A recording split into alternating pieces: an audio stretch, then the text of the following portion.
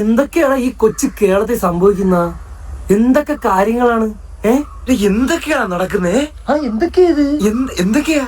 നടി ദിവ്യ ഉണ്ണി അമേരിക്കയിലേക്ക് മടങ്ങി. കലൂരിലെ കേസിൽ പോലീസ് നോട്ടീസ് നൽകുമെന്ന വാർത്തകൾക്കിടെയാണ് ദിവ്യ ഉണ്ണി കേരളം വിട്ടത്. നമ്മളെ തറവാട്ടിലെ കാർഡോരെ കുറിച്ച് പറഞ്ഞേ.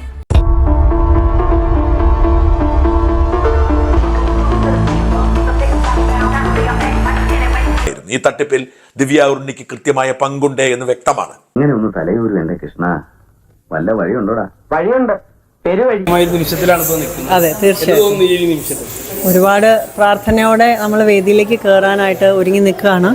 നോക്കൂ, ഇതാണ് ബീച്ച്, ഇതാണ് ബീച്ച്. ഭയങ്കരം തന്നെ. കാരണം ഗിന്നസ് ബുക്ക് റെക്കോർഡ് സ്ഥാപിക്കുന്നതിന് വേണ്ടിയാണ് ഈ നൃത്തം എന്നാണ് നമ്മളോട് ഇതുവരെ പറഞ്ഞതും പത്രത്തിൽ വന്നതും. ഇനി പറയൂ, ഈ സിംഗപ്പൂർ ആൻഡപ്പനെ കിടത്തി വെട്ടാൻ മാത്രം ബുദ്ധിശക്തിയുള്ള ഏതെങ്കിലും ഒരു കള്ളൻ ഈ ഭൂമുഖത്ത് ജീവിച്ചിരിപ്പുണ്ട്? ഉണ്ട്, ഒരാളുണ്ട്. ആര്?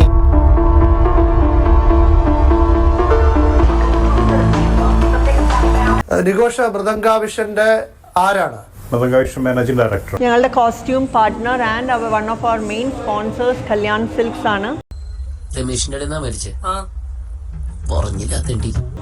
നമ്മളെല്ലാ നർത്തകരും ഇന്ന് അണിഞ്ഞിരിക്കുന്നത് അവരിതിനു വേണ്ടി നെയ്ത് 12,500ഓളം സാരികൾ കല്യാൺ ഞങ്ങൾക്ക് ഇതിനു വേണ്ടി നെയ്ത് തന്നിട്ടുണ്ട്. ഈ ഒരു ഇവന്റിന്റെ ലോഗോ ഒക്കെ വെച്ചിട്ട് തന്നെയാണ് ഈ ഒരു കോസ്റ്റ്യൂം നെയ്തിരിക്കുന്നത്. ഞങ്ങൾക്ക് എല്ലാവർക്കും ഒരു കീപ് സേക്കാണ്. ഈ ഇവന്റ് കഴിഞ്ഞും ഇതിനെക്കുറിച്ച് ഓർക്കുവാനായിട്ട് ഒരക്ഷരം പോലും തെറ്റിയില്ല. ഇവന്റ് കഴിഞ്ഞും ഇതിനെക്കുറിച്ച് ഓർക്കുവാനായിട്ട് സത്യമാണ്. ഞങ്ങൾക്ക് മൃദംഗനാഥത്തിന്റെ പാർട്ടിസിപ്പൻസിനും മാത്രമായിട്ട് ചെയ്തു തന്നതാണ്. ഇനി നമുക്ക് ഈ മെഗാ ഭരതനാട്യ ഷോയുടെ കള്ളക്കണക്ക് ഞാൻ പ്രേക്ഷകരുടെ മുന്നിൽ കാണിക്കാം. ഇത് കണക്കുകളാണ്, സത്യസന്ധമായ വരവ് ചെലവ് കണക്കുകൾ. കണക്കുകളുടെ ആദ്യം നമുക്കൊന്ന് കണ്ണോടിക്കാം. എന്നാൽ സംഭവിച്ച കണക്ക് ഇങ്ങനെയാണ്. ഈ 12,000ഓളം കലാകാരികളും ഉടുക്കാൻ വേണ്ടിയുള്ള സാരി കല്യാണിൽ നിന്ന് സംഘാടകർ വാങ്ങുന്നത് എത്ര രൂപയ്ക്കാണെന്ന് ശ്രദ്ധിക്കൂ. 390 രൂപയ്ക്ക്. ഒരു സാരിയുടെ വില 390 രൂപയാണ് കല്യാൺ സിൽസ് ഈടാക്കിയത്.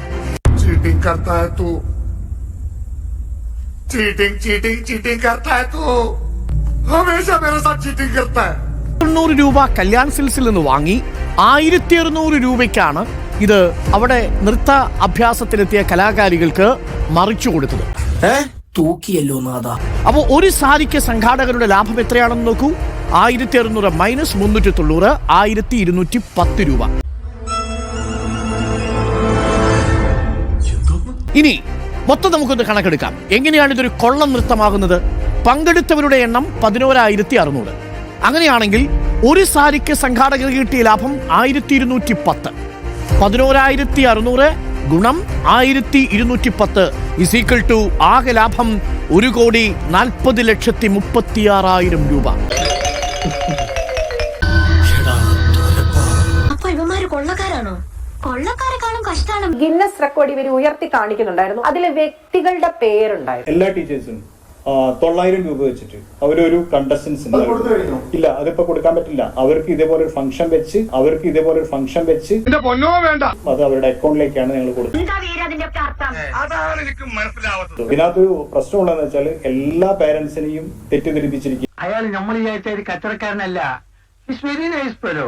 അവരെ കയ്യിൽ നിന്ന് ക്യാഷ് മേടിച്ചു കഴിഞ്ഞാൽ അവർക്ക് അവരുടെ പേരിൽ തന്നെയാണ് ഗിന്നസ് വേൾഡ് റെക്കോർഡ് കൊടുക്കുന്നത്. ഇങ്ങനെ തട്ടിച്ചും വെട്ടിച്ചും എത്ര നാൾ ജീവിക്കും? നമ്മളിപ്പോ രാജാക്കന്മാരെ പോലെയല്ലേ ജീവിക്കുന്നത്. ഈ പറയുന്ന ഗിന്നസ് റെക്കോർഡ് എന്ന് പറയുന്നത് ഈ മൃദംഗ വിഷനാണ് ലഭിച്ചിരിക്കുന്നത്, കേരളത്തിനല്ല. മിസ്റ്റർ പ്രേംകുമാർ, ഇനി നമ്മുടെ പരിപ്പ് ഈ നാട്ടിൽ വേവും തോന്നുന്നില്ല. നൃത്ത പരിപാടിയുടെ മുഖ്യ സംഘാടകരായ മൃദംഗ വിഷൻ ഉടമ Nighosh Kumar, Oscar event management company ഉടമ ജനീഷ് എന്നിവർ പോലീസിൽ കീഴടങ്ങി.